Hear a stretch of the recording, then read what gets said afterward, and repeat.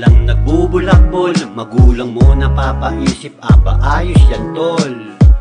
Sige galang magdamag hanggang umaga, masaya yan kapag may alak sa lamesa. Uuwi ng bahay, yung tipong walang nangyari, papasok ng eskwela kasama ang kaklase. Pag uwi ng bahay, bihis lang, gala na ulit. Ganyan ngayon ang kabataan na makukulit, susunduin isa-isa, yayayain tumambay. Kapag kumpleto na ang apat, rekta na sabay-sabay. Ganyan siya kalupit, daig niya pa ang may baltik. Kapag lasing na sa Ilocano na batek, akala ko nung una isa siyang lalaki, nagkamali ako lintik, siya pala'y babae. Isang kalog na makulit, na in love sa lalaki. Sa una lang siya masaya, ang ending ay sawi, hala prang. Pagpatak ng alas 7 ng gabi, kugoran na sila at pupuntang Phase 4C.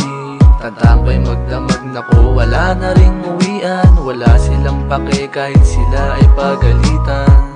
Pagpatak ng alas 7 ng gabi, kugoran na sila at pupuntang Phase 4C.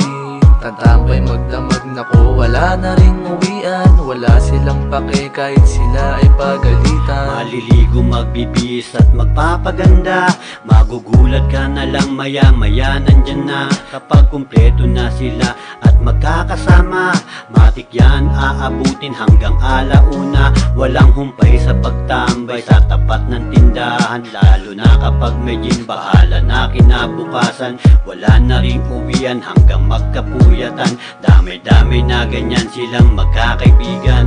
Okay lang sa kanya basta't merong tutulugan.